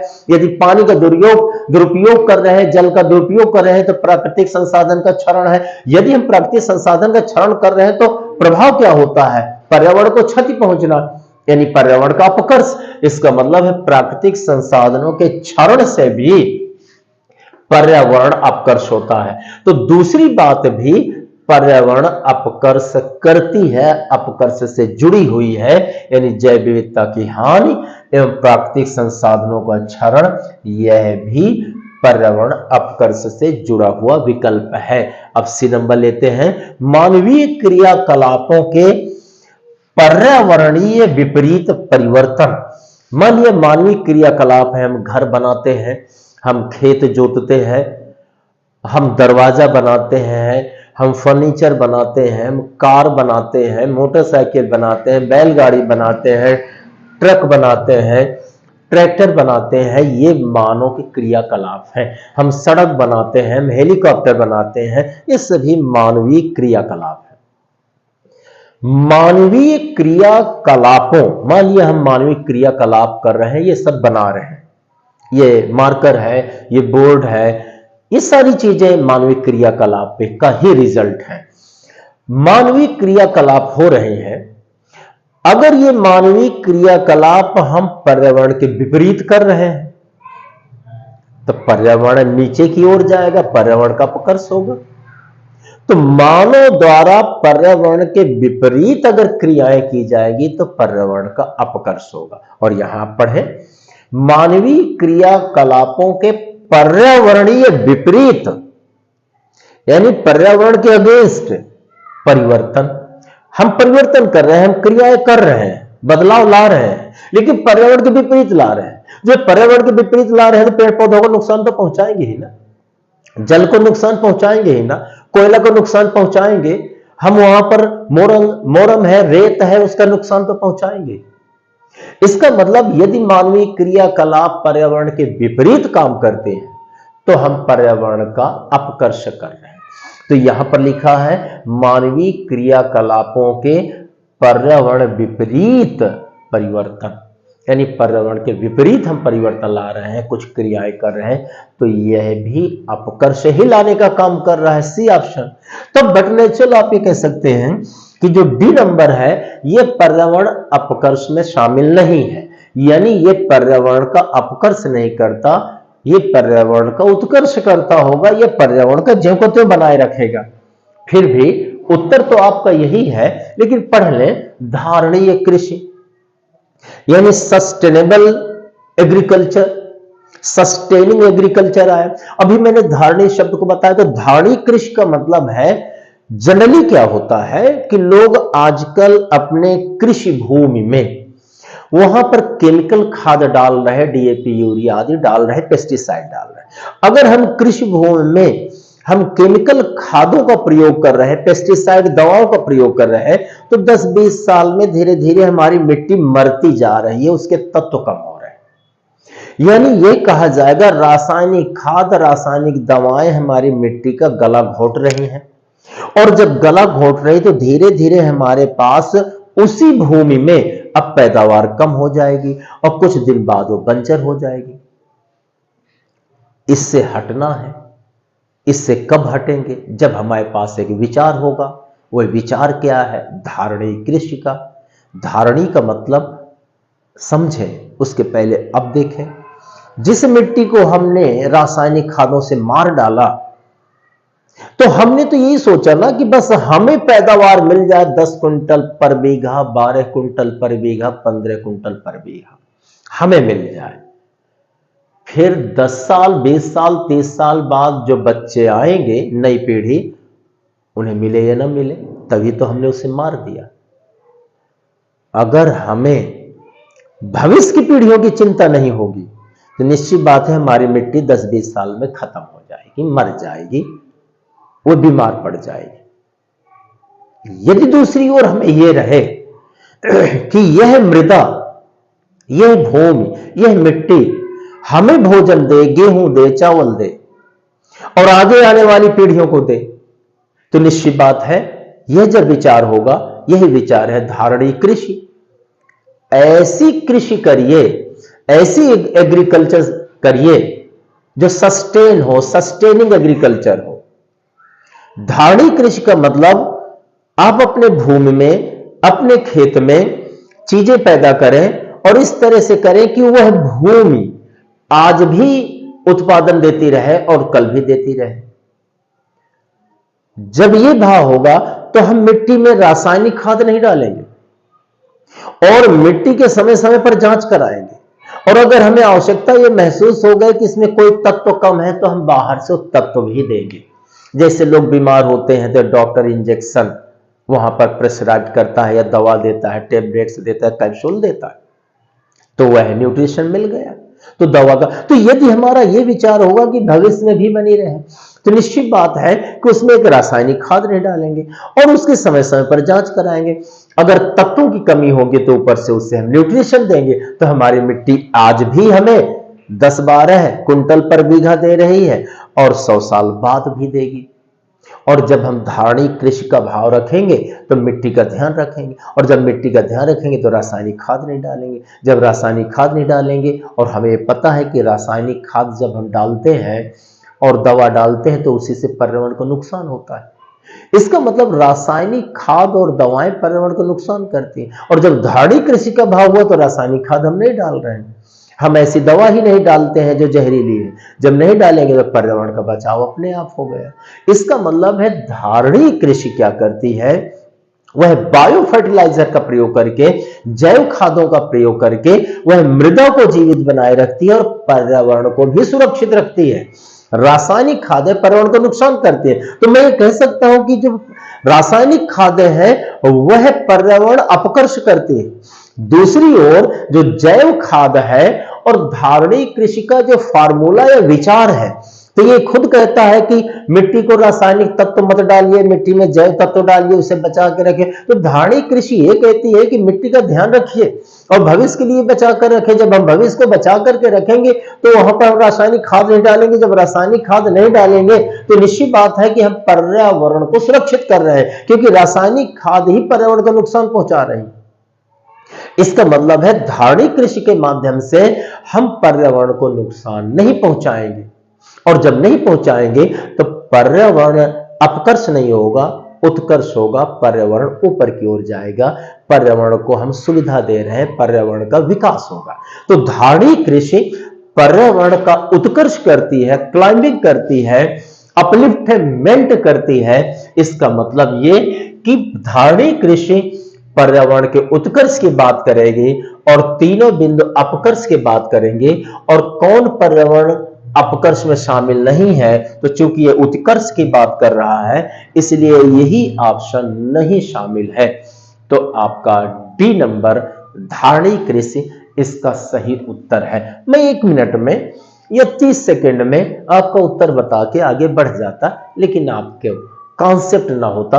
और मेरा ये प्रयास है कि मैं जो भी क्लास दूं तो बस वो आपको आज नहीं हमेशा के लिए याद हो जाए। और मेरी एक ही उत्कट इच्छा है, एक ही लालसा है, एक ही अभिलाषा है, आपको सफलता मिल जाए। बस इसीलिए ये मेरे प्रयत्न जारी हैं। आप मेरा साथ दीजिए, अभ्यास करिए, जहां संकट कठिनाई आए मुझे बताएं, मैं आपका समाधान जरूर करूंगा। तीसरा प्रश्न लेते हैं, कौन अपक्षय से नहीं जुड़ा है? अब देखिए, ध्यान देना है, अपक्षय आया, वेदरिंग इसकी अंग्रेजी होती है, WEATHERING, वेदरिंग। तो कौन अपक्षय से नहीं जुड़ा है? इसका मतलब एक नहीं जुड़ा है, तो तीन ऐसे विकल्प हैं जो अपक्षय से जुड़े हैं। तो अब अपक्षय को हमें समझना है क्या है। मानिए एक चट्टान हम लेते हैं, तो चट्टान में छोटे छोटे कण, बहुत ही छोटे कण, तो एक कण दूसरे कण से जुड़ा है, वो उससे जुड़ा है, उससे जुड़ा है, उससे जुड़ा, उससे जुड़ा, अरबों खरबों अनगिनत कण जब जुड़ गए हैं तभी तो चट्टान बन गई। इमेजिन करिए, सारे सारे कण अलग हो जाए तो वो कण अलग हुए तो कहते भरभरा के एक तरफ चले गए, धूल बन गए, चट्टान खत्म। चट्टान कब बनी? जब कण एक दूसरे से जुड़े। चट्टान मर गई, अस्तित्व खत्म जब कण अलग अलग चले गए। कण अलग अलग कब गए? जब एक कण दूसरे से जो बंधा है, बंधन है, तो बंधन उनका कमजोर हुआ। धीरे धीरे कमजोर होता है, धीरे धीरे धीरे धीरे, साल 2 साल 10 साल 20 साल 100 साल 200 300 साल, जब धीरे धीरे, और एक स्थिति आती है कि बिल्कुल पूर्णतया वो धूल बन जाते हैं, अलग अलग हो जाते हैं। तो चट्टान की कणों का धीरे धीरे कमजोर होना ही अपक्षय कहलाता है, वेदरिंग। मकान धीरे धीरे धीरे धीरे उसका गारा हटता जाए, ईंट कमजोर होती जाए, और 50 साल में धीरे धीरे धराशायी हो गया, वेदरिंग। तो चट्टान के कणों का धीरे धीरे कमजोर होना, लूजनेस होना ही अपक्षय है, वेदरिंग है। अब इसमें से प्रश्न है कि कौन अपक्षय से नहीं जुड़ा है? तो तीन ऐसे पॉइंट होंगे जो कमजोर होने की बात करते होंगे। एक होगा नहीं करता होगा, ये कुछ और बात करता होगा। अब देखते हैं, नंबर 1, अपक्षय चट्टानों की टूट फूट की प्राकृतिक क्रिया है। ध्यान देना है, चट्टान अगर मुझे आवश्यकता है, आपको आवश्यकता है, जितना आवश्यकता है उतना टुकड़ा काट लेंगे, लेकिन अपक्षय हम आप नहीं करते। अपक्षय क्या है? ये प्राकृतिक क्रिया है। मान लिया कोई हजारों लाखों साल में चट्टान बनी, और फिर धीरे धीरे जो बनता है तो बिगड़ता है, जो जन्म लिया है वो मरेगा, जो आईएएस बनेगा रिटायर होगा, दूसरे बनेंगे वो रिटायर होंगे, अगले बनेंगे। इसका मतलब हम ये कह सकते हैं कि वास्तव में चट्टान जब बनी लंबे समय में, तो धीरे धीरे प्रकृति, और प्रकृति ने ही, नेचर ने ही बनाया, धीरे धीरे उन टुकड़ों के एक दूसरे से कणों को बांधते बांधते इतनी बड़ी चट्टान, और धीरे धीरे ही प्रकृति उसे सैकड़ों साल हजारों साल में धीरे धीरे धीरे धीरे ढीली करती रहेगी और एक दिन एकदम खत्म कर देगी।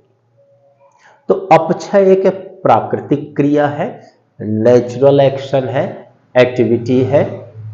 तो यहां पर क्या कहता है कि अपक्षय चट्टानों की टूट फूट, और अपक्षय चट्टानों में ज्यादा होता है, हालांकि मृदा में भी होता है, अन्य चीजों में, लेकिन चट्टान का उदाहरण हम ले तो अपक्षय चट्टानों की टूट फूट और अपक्षय में कमजोर हो रहे हैं। तो टूटने फूटना तो हो रहा है, धीरे धीरे चीजें टूट रही हैं, अलग हो रही, एक कण दूसरे से टूट रहा है, वो उससे टूट रहा है, एक एक कण टूट रहा है, तो टूट फूट ही तो हो रही। तो अपक्षय चट्टानों की टूट फूट की प्राकृतिक क्रिया है। आपने समझ लिया, बात बिल्कुल सत्य है। तो ये तो अपक्षय से जुड़ा है। उत्तर देखना है कौन नहीं जुड़ा है, तो ये तो जुड़ा है। दूसरा देखें, अपक्षय में चट्टानों में विघटन। अच्छा, एक बात ध्यान दें, ये चट्टान है, अरबों खरबों कण जुड़े हैं, तो जब वो कण थोड़ा थोड़ा ढीले होंगे, वह एक कण दूसरे से अलग हो रहा है, तो उसी को तो विघटन कहते हैं। गठन का मतलब जुड़ना, विघटन का मतलब टूटना। तो जब एक कण दूसरे कण से थोड़ा अलग होने का प्रयास करता है, अलग होता है, उसे विघटन कहते हैं। तो अपक्षय तो तभी होगा ना जब एक कण दूसरे से अलग होगा, यानी विघटन शुरू होगा, विघटन जरूर होगा। तो यहां अपक्षय में चट्टानों में विघटन, डिजोल्यूशन, डिजोल्यूशन होता है, तथा वियोजन। अच्छा, मान लिया कि ये कण है, चट्टान है, चट्टान के कण वो धीरे धीरे लूज हुई है, अलग होने का प्रयास कर रहे हैं, और फिर एक कण दूसरे से बिल्कुल अलग हो गया। तो जो अलग हो गया उसे वियोजन कहते हैं, सेपरेशन। सेपरेट का मतलब अलग। तो ये हजारों कण एक दूसरे से जुड़े हैं, जब थोड़ा थोड़ा दूरी बना रहे हैं तो इसे हम कहेंगे विघटन हो रहा है, डिजोल्यूशन हो रहा है। और जब एक कण दूसरे से बिल्कुल अलग हो गया तो वियोजन हो गया, सेपरेशन हो गया। और जब कण टूटकर धूल बन जाते हैं तो अलग हो गए, वो तो धूल कहलाएंगे। जब एक कण दूसरे के ऊपर पड़ा है वो धूल के कण है, वो चट्टान के कण कहां है, क्योंकि चट्टान तो धूल में बदल गई। तो अपक्षय में चट्टानों में विघटन तथा वियोजन होता है, दोनों चीज होता है, आपने समझ लिया। यह भी आपका अपक्षय से जुड़ा है। सी नंबर आया, अपक्षय में चट्टानें ढीली पड़कर। अच्छा, एक बात है, जब चट्टान है, कण मजबूत है, कब ये चट्टान विध्वंस होगा, चट्टान खत्म होगी, जब इसके कण ढीले पड़ जाएंगे, कणों का संबंध ढीला पड़ जाएगा। पति पत्नी के संबंध ढीले पड़ेंगे तभी तो विवाह विच्छेद होगा। ढीले ही नहीं पड़े तो विवाह विच्छेद कैसे हो सकता है? चार भाई है एक परिवार में, साथ में रहते हैं, संबंध यदि ढीले नहीं पड़े कभी उनका विभाजन नहीं होने वाला, बंटवारा नहीं होगा। और जब एक ने कहा उसने मुझे नहीं ध्यान दिया, उसने मुझे नहीं ध्यान दिया, उसने यह कह दिया, ये कह दिया, तो धीरे धीरे अब ढीले हो रहे संबंध। फिर एक दूसरे को अपशब्द कहेगा, वो उसे कहेगा, संबंध ढीले होंगे। जब ढीले होंगे तो एक दिन चारों अलग अलग, बंटवारा हो गया। इसका मतलब है चट्टान तभी खत्म होगी जब उसके कण धीरे धीरे ढीले होंगे, लूज होंगे, लूजनेस। तो अपक्षय में चट्टानें ढीली पड़कर, तो यहां तक तो सही है, ढीली पड़ जाती है। एवं विदीर्ण, विदीर्ण का मतलब है कणों का अलग होना। तो पहले ढीले पड़ेंगे फिर अलग हो जाएंगे, जब अलग हो जाते हैं उसी को विदीर्ण बोलते हैं। अब आईएएस में ये नहीं कहेगा अलग हो जाना, विदीर्ण लिख करके आएगा। भाई इंग्लिश में पेपर बनता है, ट्रांसलेटर हिंदी के बैठे हैं, कठिन भाषा का प्रयोग करेंगे। अगर इन टर्म से आप परिचित नहीं होंगे, सिर्फ मैं यहां पर कह दूं और ये कर दूं कि अलग हो जाते हैं, तो आपको तो समझ में आ गया, बड़ा सरल लगा। और विदीर्ण नहीं बताया, वहां विदीर्ण आ गया, आपको लगता है विदीर्ण मीन्स क्या है, तो मैं तो वही शब्द प्रयोग यहां करूंगा जो पूछे जाते हैं। हां, ये जरूर है, उस शब्द को बड़ी सहजता सरलता से मैं बताऊंगा कि वो विदीर्ण आपको ऐसा लगने लगे कि मैं सैकड़ों दिन से। तो विदीर्ण का मतलब हो गया कि कणों का अलग अलग हो जाना। तो हम ये देखते हैं कि चट्टानें धीरे धीरे ढीली पड़ती हैं, यानी, और उसके बाद फिर विदीर्ण होती है, अर्थात उसके कण धीरे धीरे अलग हो जाते हैं। तो जैसा सी नंबर ऑप्शन में लिखा है कि अपक्षय में चट्टानें ढीली पड़कर एवं विदीर्ण, यानी टॉर्न अपार्ट या कोलैप्स होकर अपने स्थान पर ही सूक्ष्म कणों में बिखर जाती है।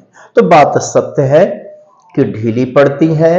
विदीर्ण का मतलब है कि चट्टानों के कण अलग अलग हो जाते हैं, और जब कण अलग हो जाते हैं तो अपने स्थान पर ही सूक्ष्म कणों में बिखर जाती है। तो जब कण अलग अलग हुए, इसका मतलब चट्टान छोटे छोटे भाग में अलग हो गई, यानी चट्टान सूक्ष्म कणों में बिखर गई। तो पहले ढीली हुई, विदीर्ण हुई, और विदीर्ण के बाद पूरा चट्टान का बिखरा हुआ मटेरियल हमें दिखाई देगा। इसका मतलब सी नंबर भी बात सत्य है। हमें तीसरे प्रश्न में यह देखना है कि अपक्षय से कौन सा नहीं जुड़ा है। तो सी नंबर भी जुड़ा है, और जैसा ए जुड़ा है, बी जुड़ा है, सी जुड़ा है। इसका मतलब यह है कि डी नंबर ही हमारा सही ऑप्शन है। डी नंबर ही वास्तव में अपक्षय से नहीं जुड़ा है। फिर भी डी नंबर को समझ लें कि अपक्षय में झील सागर में रूपांतरित हो जाती है। अब यहां पर यह कहा गया कि जब अपक्षय की प्रक्रिया होती है, वेदरिंग की प्रोसीजर होती है, यानी कण ढीले पड़ते हैं, लूज होते हैं, तो ऐसा होने से झील सागर में बदल जाती है। तो ध्यान देना है, अपक्षय में वास्तव में एक चट्टान वह विदीर्ण होगी, वह बिखर जाएगी, झील का सागर में बदलने वाला कोई संबंध नहीं है। यानी अपक्षय का चट्टान से संबंध है, अपक्षय से चट्टान बिखर जाती है, सूक्ष्म कणों में बिखर जाती है, लेकिन अपक्षय में कोई भी झील सागर में तब्दील नहीं होती है। यह बात गलत है, और जब यह गलत है यानी यह अपक्षय से नहीं जुड़ा है। और प्रश्न का उत्तर हमें यही ढूंढना है, कौन अपक्षय से नहीं जुड़ा है। इसका मतलब आपके तीसरे प्रश्न का जो उत्तर है, तीसरे प्रश्न का उत्तर है डी नंबर है। अब हम बढ़ते हैं चौथे प्रश्न की ओर। चौथे प्रश्न में कौन सा गलत है, आपको ढूंढना है ABCD में कौन सा गलत है। 3 सही होंगे, 1 गलत होगा। अब आपका यदि ज्ञान का दायरा बड़ा है और 3 आपने सही समझ लिया तो चौथा अपने आप उत्तर हो गया, या फिर नहीं भी 3 पता तो एक ऑप्शन जिसमें गलत बात कही गई है और आपको यह कंफर्म हो जाए कि यह गलत है, तो भी आप उत्तर निकाल सकते हैं। उत्तर निकालने के सही ढंग यही होते हैं। अब चलिए हम लोग पढ़ते हैं, लेकिन हमें एक अच्छी तैयारी का मतलब है कि किसी भी विषय की सामग्री हमें वास्तव में संकल्पनात्मक रूप से, यानी संकल्पना के रूप में, और साथ ही साथ तथ्यात्मक रूप से अच्छे से तैयार होना चाहिए। जब हम किसी विषय के चैप्टर को उसे बेस में जा करके और तुलनात्मक रूप से समझते हैं, यानी चट्टान की बात हो रही तो सागर से तुलना कर दिया, चट्टान की बात हो रही तो पर्वत से तुलना कर दिया, चट्टान की बात हो रही तो मौसम से तुलना कर दिया। तो जब हम किसी भी चैप्टर को बेस में जाके, आधार में जाकर और उसे तुलनात्मक रूप से चित्रोत समझने का प्रयास करते हैं, तो चैप्टर हमें बखूबी समझ में आ जाता है। और ऐसी स्थिति में हम अपनी परीक्षा में निश्चित बात है एक सही उत्तर ढूंढ पाने में सफल होते हैं। तैयारी इसी ढंग से की जाती, हमने भी इसी ढंग से की थी और तभी सफल होकर के सिविल सर्वेंट बने। आपको भी यही करना है कि समझदारी वाली तैयारी होना चाहिए, समझ करके तैयारी करना चाहिए। और टेस्ट सीरीज में भी मैंने प्रयास किया है कि सिर्फ हम उत्तर न बताएं, अपितु व्याख्या करें समझाते हुए और फिर उत्तर बताएं, तो वह चित्रवत मस्तिष्क पर छात्रों के अंकन हो जाएगा और हमेशा के लिए तैयार हो जाएगा। तब आप जरूर सफल होंगे। अब हम कौन सा गलत है इसे ढूंढते हैं। तो देखिए यहां पर है UNFCCC।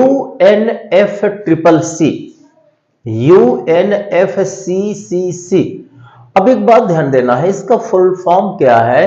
तो फुल फॉर्म भी मैंने यहां पर लिख दिया है, United Nations, C means framework, C means convention और C means on climate change. तो अब हमें यहां पर देखना है कि United Nations framework convention on climate change, इसका मतलब क्लाइमेट आज चेंज हो रहा है। क्लाइमेट चेंज का मतलब है जलवायु परिवर्तन। एक बात ध्यान देना है कि जब ब्रह्मांड का सृजन हुआ उस समय से लेकर और आज तक कुदरत ने, यह कहा जाए वो सर्वोच्च सत्ता ने, अलौकिक सत्ता ने, तो कुदरत ने, प्रकृति ने, उसने इस वायुमंडल में यह बना दिया है कि वायुमंडल में कौन सी गैस किस मात्रा में, किस प्रतिशत में रहेगी।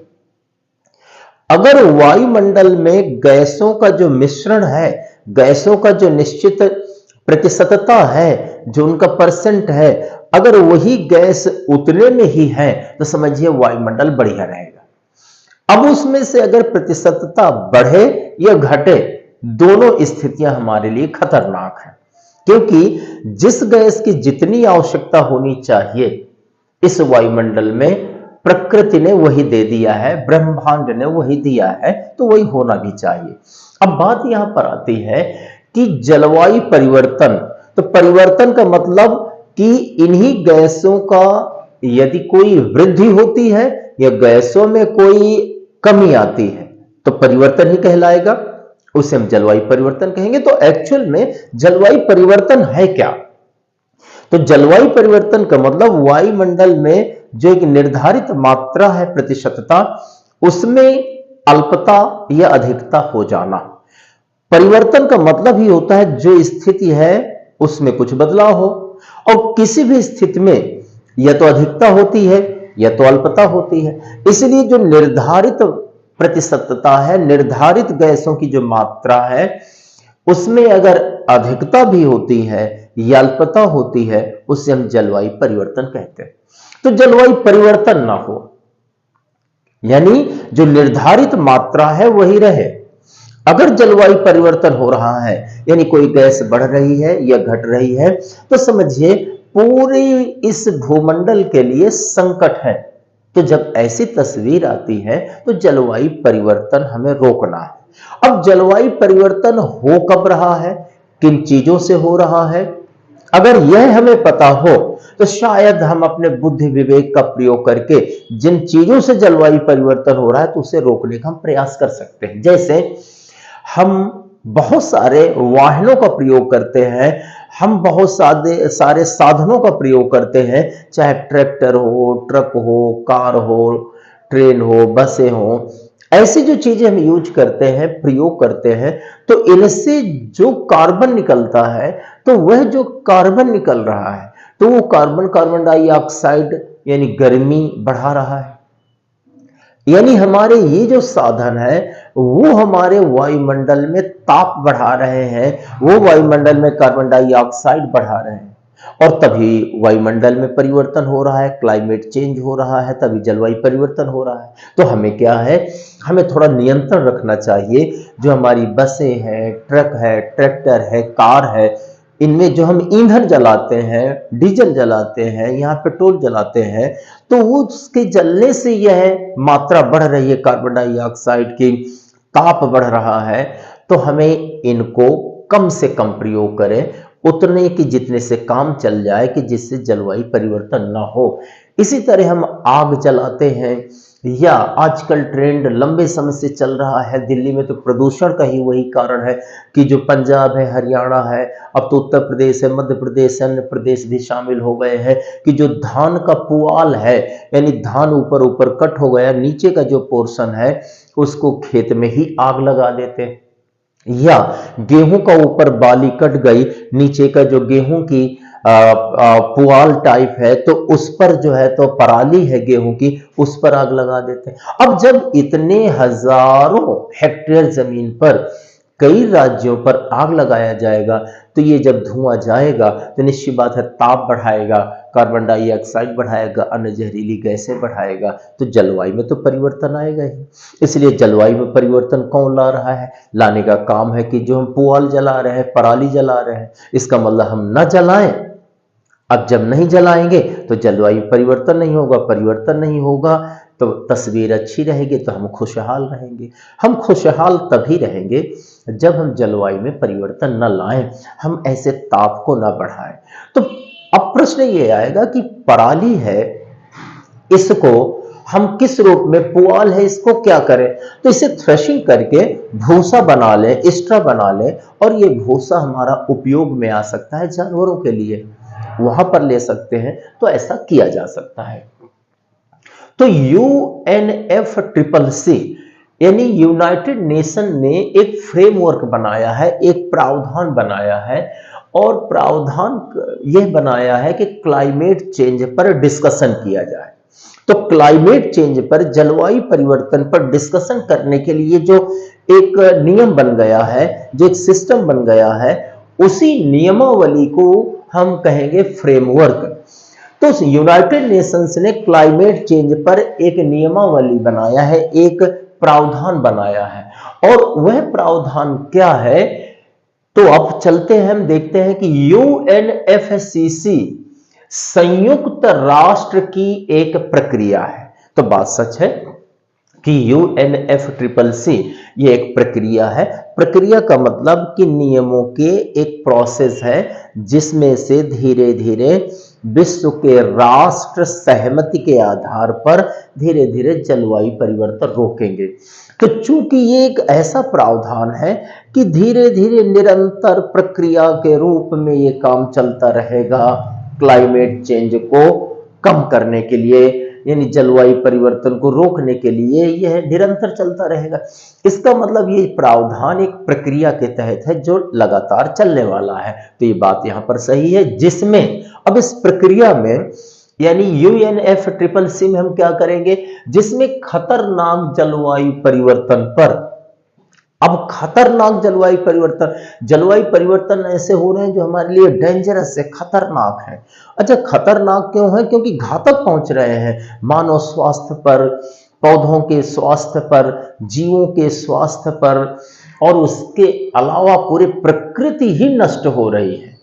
तो ये खतरनाक जलवायु परिवर्तन है। तो ये खतरनाक जलवायु परिवर्तन जो हो रहे हैं इनको कैसे कंट्रोल किया जाए, इस पर भी चर्चा होती है UNFCCC में। तो जिसमें खतरनाक जलवायु परिवर्तन पर समझौता, अब यहां संयुक्त राष्ट्र सोचता है कि विश्व के देशों में समझौता हो जाए, और समझौता ये हो जाए कि कौन सा देश कितने प्रतिशत धीरे धीरे जहरीली गैसों के उत्सर्जन को रोकेगा, वह उसके उत्सर्जन को कम करे, ऐसा समझौता हो जाए। तो समझौता तो तभी हो सकते हैं जब विश्व के राष्ट्रों के मुखिया बैठे, वार्तालाप करे, चर्चा करे, परिचर्चा करे।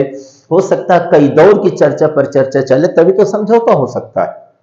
इसका मतलब UNFCCC इन्हीं राष्ट्रों के बीच वार्तालाप करता है, और वार्तालाप इसलिए ये करता है कि समझौता हो जाए कि जिससे कि देश किस तरह से धीरे धीरे जहरीली गैसों को उत्सर्जन पर रोक लगाएं।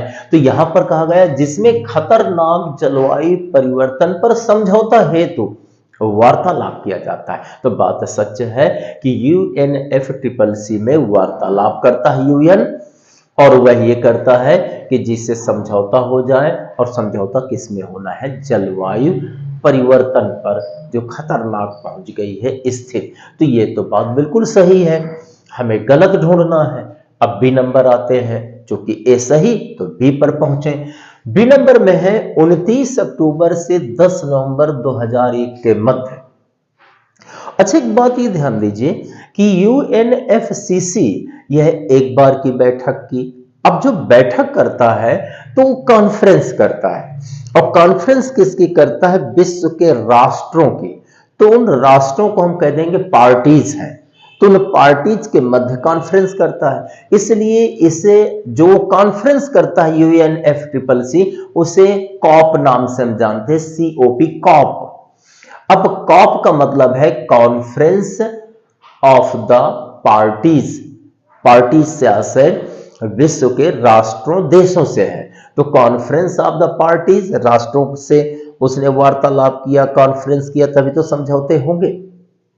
अब UNFCCC मान लिया कि कॉप यानी बैठक पहली कर रहा है तो उसे कॉप फर्स्ट कह देंगे, दूसरी कर रहा है तो कॉप सेकंड कह देंगे, तीसरी कर रहा है तो कॉप थर्ड कह देंगे, और यदि सातवीं कर रहा है, सातवें नंबर में, चूंकि प्रक्रिया है लगातार चल रहा है। अच्छा, UNFCCC जो आया है इसको बोझ ना माने, ये कठिन शब्द है, ये परेशानी कर रहा है, कम समझ में आ रहा, नहीं, बोझ ना माने, इसको समझे जैसे एक प्रक्रिया है, तभी तो चल रहा है। 1 2 3 4 5 6 7 ये सब चल रहा है, प्रक्रिया है तो चलता रहेगा। तो ऐसे समझने का प्रयास करिए, जो कठिन लग रहा है वही तो आएगा, लेकिन उस कठिन को मैंने सरल बनाने का प्रयास किया है, और भी कम समय लेते हुए। तो आपका ये आया कि 29 अक्टूबर से 10 नवंबर 2001 के मध्य UNFCCC की कॉप 7 यानी 7th conference of the parties की बैठक माराकेश, मोरक्को में आयोजित हुई थी। अब अगर ये पता है आपको कि UNFCCC ने 7वीं जो बैठक की थी यानी कॉप 7 वह मोरक्को देश के माराकेश में की थी, अगर ये पता है, और ये भी पता हो कि 29 अक्टूबर से 10 नवंबर 2001 के मध्य ये बात पता है, यदि कि ये हाँ सच है, तो ये हमारा सही हो जाएगा। और मैं आपको बता दूं ये सच है, बिल्कुल सही है कि 7वें नंबर की बैठक मोरक्को के माराकेश में हुई थी और वह 29 अक्टूबर से लेकर 10 नवंबर 2001 के मध्य हुई थी। तो ये भी बात हमारी सही है। अब आते हैं हम सी नंबर में। सी में क्या है, UNFCCC के COP7 के निर्देशों के आधार पर। अच्छा, जब COP7 की बैठक माराकेश में हो गई तो इस बैठक में जब लंबा समय चलता रहा 29 अक्टूबर से 10 नवंबर तक, तो इसी में चर्चा करते रहे क्या किया जाए क्या किया जाए, और अंततः COP7 में सभी लोगों के सहमति के आधार पर कुछ गाइडलाइन बनाए गए, निर्देश बनाए गए, और निर्देश ये बनाए गए कि इन्हीं के आधार पर वैश्विक सरकारें काम करें, दुनिया की सरकारें काम करें, और अगर इन गाइडलाइन के आधार पर करेंगी तो निश्चित बात है कि जलवायु परिवर्तन कम होगा, उस पर नियंत्रण होगा। तो ये निर्देश हुए थे और इसी निर्देश के आधार पर जब ये COP7 का है तो इस निर्देश में एक यह निर्देश दिया गया कि संयुक्त राष्ट्र संघ एक फंड बनाएगा, निधि बनाएगा, और जो ये फंड होगा, निधि होगी, वह जलवायु परिवर्तन जहां शीघ्रता से हो रहे हैं उन देशों को कुछ बहुत आर्थिक लाभ पहुंचाया जाएगा इसी फंड से, एक प्रकार का बैंक बनाएगा। तो COP7 में निर्देश यह एक निर्धारित किया गया कि व्यवस्था की गई कि संयुक्त राष्ट्र संघ एक बैंक बनाएगा, एक फंड बनाएगा, और उसी से पैसा उन देशों को देगा जहां पर क्लाइमेट चेंज हो रहा है, उन देशों से यह कहेगा कि क्लाइमेट चेंज को कंट्रोल करो। यह भी बात हुई थी। तो अब चलते हैं इसी संदर्भ में UNFCCC के COP7 के निर्देशों के आधार पर विशिष्ट जलवायु परिवर्तन निधि। अच्छा, उस फंड का नाम क्या है? विशिष्ट जलवायु परिवर्तन निधि। यानी जलवायु परिवर्तन को रोकने के लिए निधि यानी फंड। और जलवायु परिवर्तन का सब विशिष्ट का मतलब एक खतरनाक स्थिति में है, एक विशेष पोजीशन पहुंच गई है, तो इसका नाम हुआ विशिष्ट जलवायु परिवर्तन निधि, और इसे शॉर्ट फॉर्म में इंग्लिश में कहेंगे SCCF, यानी the special climate change fund. तो बात सच है कि जो COP7 की बैठक हुई थी माराकेश में, तो यहीं पर SCCF बने, ऐसा निर्देश यहां जारी किए गए थे। तो देखिए यहां पर UNFCCC के COP7 के निर्देशों के आधार पर विशिष्ट जलवायु परिवर्तन निधि यानी SCCF the special climate change fund की स्थापना की गई। तो बिल्कुल सही है, जो ये की गई थी स्थापना SCCF, तो वह COP7 के निर्देशानुसार ही है। यह निधि अनुकूलन के साथ साथ विकासशील देशों को तकनीकी हस्तांतरण में भी सहायता करती है। अब यह निधि यानी इस पैसा का उपयोग किस में होगा? तो यह निधि अनुकूलन के साथ साथ, अनुकूलन का मतलब यह है कि सरकारें, विश्व की सरकारें अनुकूलित हो जाए, यानी यह है कि क्लाइमेट चेंज को कंट्रोल करने के अनुकूल काम करें। और जैसा संयुक्त राष्ट्र संघ निर्देश दे रहा है, या सभी की सहमति के जो निर्देश हैं, तो उनके अनुकूल काम करें। जब उनके अनुकूल काम करेंगे तो जहरीली गैसों का उत्सर्जन देशों में कम होगा, और जब कम होगा तो जलवायु परिवर्तन कम होगा, और हमारा जो जलवायु का संगठन है वो बचा रहेगा। तो इस निधि से क्या है, अनुकूलन के साथ, यानी सभी देश वह नियमों के अनुकूल काम करें, प्रकृति के अनुकूल चले, क्लाइमेट चेंज के बदले, तो यह अनुकूलन के लिए पैसा खर्च होगा। और विकासशील देशों को तकनीकी हस्तांतरण, मान लिया विकासशील देश है, अब वो नहीं क्लाइमेट चेंज कंट्रोल कर पा रहे हैं, उनको कहीं ना कहीं पैसे की कमी है, तो इस निधि से विकासशील देशों को यानी डेवलपिंग कंट्रीज को, अर्थात जो कम विकसित देश हैं, उनको पैसा दे दिया जाएगा, और ये कहा जाएगा कि इस पैसा से उपयोग करके आप क्लाइमेट चेंज को कंट्रोल करें, जलवायु परिवर्तन होने से बचाएं, ये कहा जाएगा। अब ये भी हो सकता है कि वो अल्प विकसित देश है यानी जो डेवलपिंग कंट्रीज है, तो ऐसे विकासशील देशों के पास टेक्नोलॉजी भी नहीं है, इंस्ट्रूमेंट से नहीं है, वहां पर टूल्स नहीं है।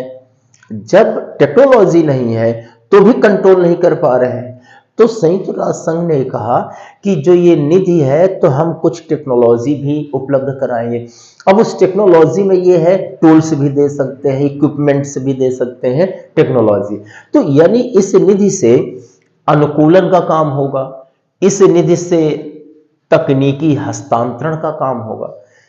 तो देखिए, यह निधि अनुकूलन के साथ साथ विकासशील देशों को तकनीकी हस्तांतरण में भी सहायता करती है। तो बिल्कुल सत्य है कि तकनीकी हस्तांतरण भी होता है, तो ये भी बात सच है। जब यह सच है तो निश्चित बात है कि 3 सत्य हैं, तो फिर चौथा ही गलत होगा। हमारा सही आंसर यह है, क्योंकि प्रश्न है कौन सा गलत है, तो यह गलत है। लेकिन इससे पहले पढ़ते हैं। वर्ष 2012 में 27 धारणीय विकास लक्ष्य तय किए गए थे। अच्छा, धारणीय विकास को मैंने पिछले लेक्चर में समझा दिया है, काफी डिटेल से बता दिया, लेकिन चंद शब्दों में देख ले। धारणीय विकास का मतलब होता है सस्टेन डेवलपमेंट इंग्लिश में। धारणीय विकास या सतत विकास से आशय हुआ कि प्राकृतिक संसाधनों जैसा बालू है, कोयला है, पानी है आदि है, तो प्राकृतिक संसाधनों का हम ऐसा उपयोग करें कि वर्तमान मानव पीढ़ियों की आवश्यकता की पूर्ति हो जाए और यही प्राकृतिक संसाधन भविष्य की मानव पीढ़ियों के लिए भी बचे रहे। यही है धारणीय विकास। मान लिया कि हम प्राकृतिक संसाधनों का उपयोग आज ही पूरी तौर से कर लिया, खूब विकास कर ले, तो इसका मतलब भविष्य के लिए नहीं बचा, तो ऐसा विकास खतरनाक वाला है, भविष्य की पीढ़ियों को संकट आएगा। और अगर प्राकृतिक संसाधनों का उपयोग हम आज भी अपना विकास में उपयोग करें, कल के लिए बचाए रखें, तो इसे कहते हैं सतत विकास। लगातार हमेशा विकास होता रहेगा, 500, 800, 1000 साल बाद भी। तो सतत विकास होना चाहिए, क्योंकि ये कि एक समय खूब हो जाए फिर न रहे, यानी एक दिन हम 4 रोटी की जगह 8 खा जाए और 4 दिन भूखे रहे, तो ये अच्छी तस्वीर नहीं है। तो एक दिन हमें 8 न मिले, डेली 4 मिले तो ज्यादा सही। इसका मतलब हम ये कह सकते हैं कि सतत विकास जरूरी है, और सतत की ही पर्यायवाची धारणीय विकास है, और उसकी अंग्रेजी सस्टेनेबल डेवलपमेंट है। तो धारणीय विकास का मतलब प्राकृतिक संसाधनों का ऐसा उपयोग जो वर्तमान में आवश्यकता की पूर्ति हो और वही संसाधन भविष्य की पीढ़ियों के विकास के लिए भी बचा रहे, उसे धारणीय विकास कहेंगे। तो देखिए, एक बात ध्यान देना है कि वर्ष 2012 में धारणीय विकास कैसे हो, इसके लिए लक्ष्य निर्धारित किए गए थे। बात सत्य है कि ये काम किए जाएंगे तभी धारणीय विकास होगा, और अगर नहीं किए जाते हैं तो प्राकृतिक संसाधन वर्तमान में ही खत्म हो जाएगी, और ये अच्छी तस्वीर नहीं है हमारे पूरे भूमंडल के लिए, ब्रह्मांड के लिए भी। इसका मतलब है कि धारणीय विकास यानी सतत विकास कैसे होता रहेगा, इसके लिए कुछ लक्ष्य यानी नियम बना दिए गए। लेकिन वो जो लक्ष्य थे वो 27 नहीं थे, वे 17 थे। और पिछली क्लास में मैंने उन 17 को पूरी तौर से समझाया था कि लक्ष्य 1 में क्या प्रावधान है, लक्ष्य 2 में क्या प्रावधान, 3 में क्या, और 17 नंबर में क्या प्रावधान। और मैंने ये भी कहा था कि इन्हीं में से 4 लक्ष्य वो दे देगा और उनके प्रावधानों को मिसमैच करके दे देगा, और बाद में मैचिंग के लिए प्रश्न आएगा। ये भी मैंने पिछले क्लास में कहा है, और परमार आईएएस चैनल में ये पिछली क्लास वहां पर अभी है, वीडियो के रूप में है, आप देखिएगा।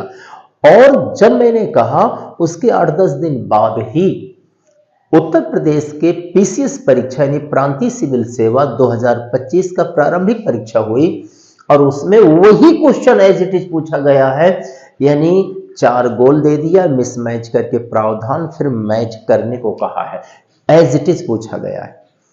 और मैंने 15 क्वेश्चन पढ़ाए थे और 5 क्वेश्चन एज इट इज पूछ लिए गए।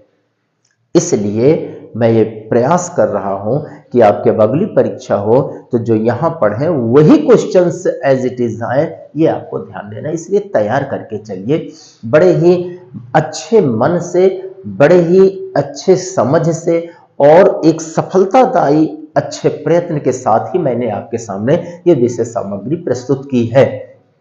तो वर्ष 2012 में 27 धाड़ी विकास लक्ष्य, तो वास्तव में 12 में था लेकिन 27 की जगह 17 थे। तो 27 धाड़ी विकास लक्ष्य तय किए गए थे, नहीं, 17 धाड़ी विकास लक्ष्य तय किए गए थे।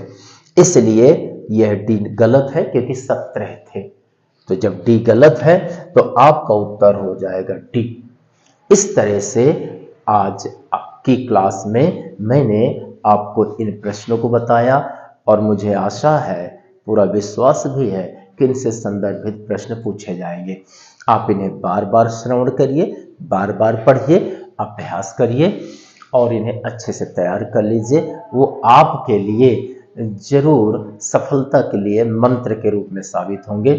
आज की क्लास में यही समाप्त करता हूँ, मिलता हूँ अगली क्लास में। धन्यवाद।